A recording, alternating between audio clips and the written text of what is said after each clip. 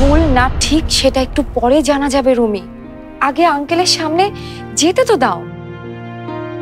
আমি তোমার জন্য ওনাদের মনে দোয়া আদায় করে ছাড়বো।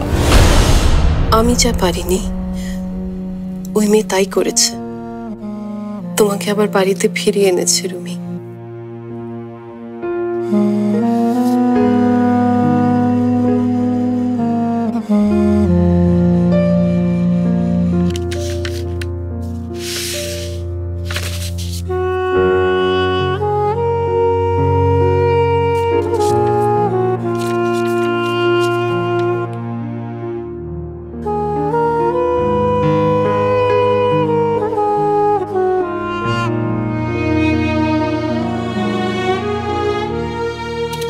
কি দেখছিস আপু?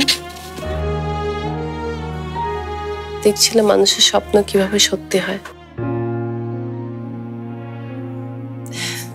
এ দেখ, আমি কানাডা যাচ্ছি। তোর স্বপ্নটা এইভাবে সত্যি হোক সেটা নিশ্চয়ই তুই চাসনি।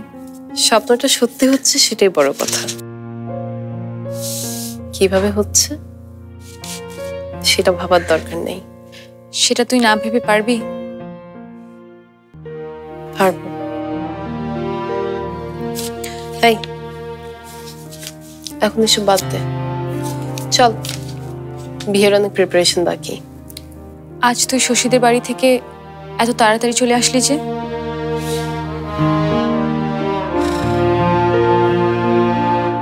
ওখানে আমার যে কাজ ছিল ওটা শেষ হয়ে গেছে।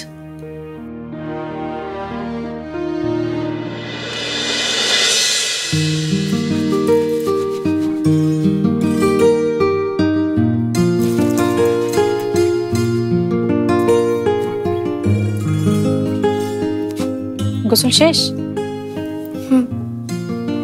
চলো খাবে। শশী, সকাল থেকে দেখছি তুমি আমার সঙ্গে কেমন কেমন করে কথা বলছো। কেন বলো তো? কই না তো। রুমির আজকের এই অবস্থার জন্য তুমি আমাকেই দায়ী ভাবছো, তাই না? না, তা কেন হবে? না মানে আমার আব্বু। ভাইয়া না চাইলে তোমার আব্বু কেন? কেউ ওকে এই কাজে বাধ্য করতে পারতো না। তাই যা হয়েছে তা নিয়ে নিজেকে দোষী মনে করো না। তাছাড়া বাবা মা কেউ তোমাকে দোষী মনে করলে এখানে আসতে বলতো না। আর তুমি? সকালে তোমার যে বুদ্ধি দেখলাম, এরপর তোমার সম্পর্কে কিছু ভাবতে আমি